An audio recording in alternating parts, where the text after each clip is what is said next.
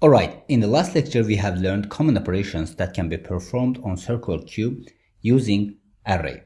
Now in this lecture we will implement a queue using linked list. So let's see how this works.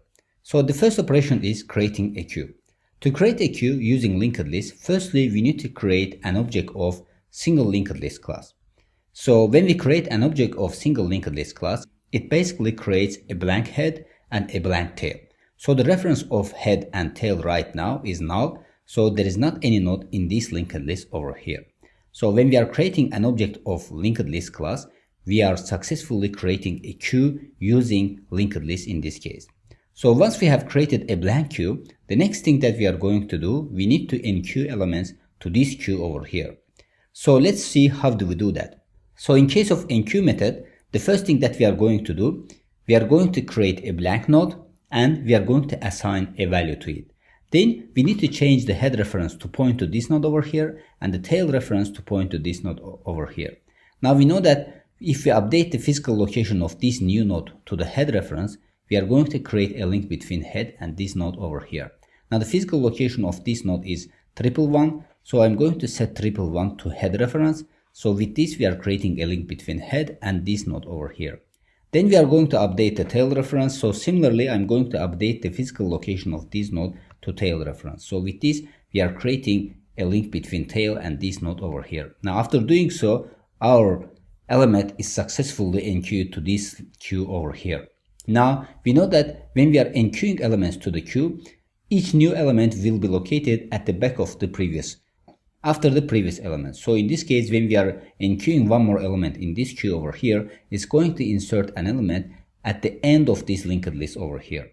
Now, similarly, if we want to insert one more element over here, we are going to call enqueue method. So here again, we are going to create a node and then we are going to assign value to it. Then in this case, we are going to update the previous node's next reference to point to this node and tail's reference to point to this node over here.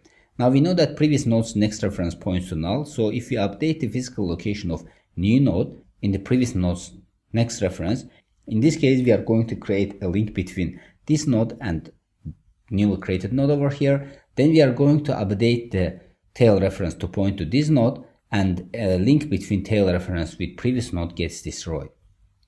Now with this we have successfully inserted a node at the end of this linked list. So with this, a new element is enqueued to this queue over here. Now if we continue to the third element to enqueue the third element, in this case also the operation is similar. So we are going to create a node and assign value to it. Then we are going to update the last node's next reference to point to this node and tail next reference to point to this node over here. With this, we have successfully inserted a node at the end of linked list. So a new element is enqueued to this queue over here.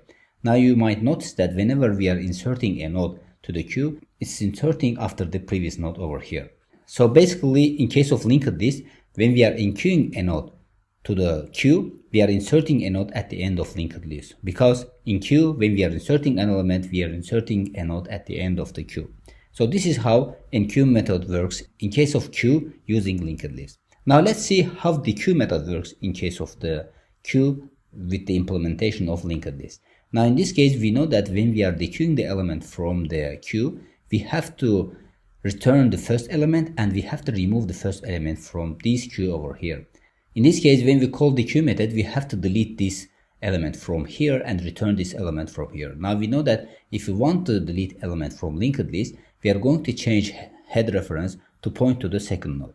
Now the second node's physical location is 222. So if I update the 222 to the head reference, then in this case it's going to create a link between head reference and this second node, and a link between head and first node gets destroyed.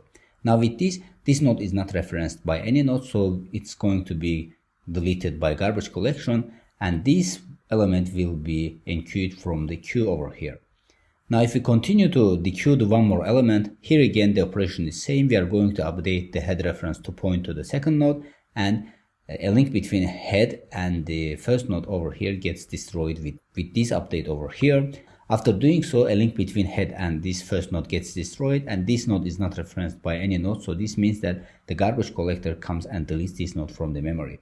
So with this node gets destroyed from the memory, and we have successfully dequeued this second element from over here. So this is how dequeue method works in case of queue using linked list. Now let's continue to the next method. The next method is pick method.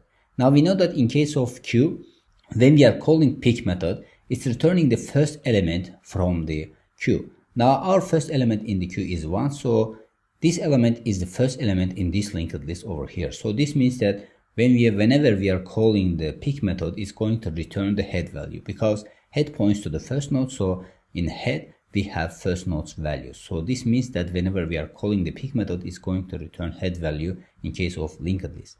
So it doesn't matter how many times we are calling pick method, every time it's going to return the first element, because pick method is different than the dequeue method. In case of dequeue method, we are removing element and returning it, but in case of pick method, we are not removing the first element, we are just returning the value of it. Now let's continue to the next method. The next method is empty method. Now whenever this linked list head points to the null, in this case it means that our linked list, we don't have any element in our linked list, and this means that our queue is empty. So this empty method works like this. If head is null, it's going to return true. Now in this case we have elements in our queue, so this means that this queue over here is not empty. Now in case of linked list, we don't have isFull method, because here the queue size is variable, so we can insert how many elements that we want to this queue, so it will never become full. So that's why isFull method is not available in case of queue using linked list. Now the next method is delete method. So whenever we are deleting a queue, in case of linked list, we are going to set head and tail references to null. So with this, all these nodes over here will be eligible for garbage collection. So garbage collector will come and delete these nodes from here.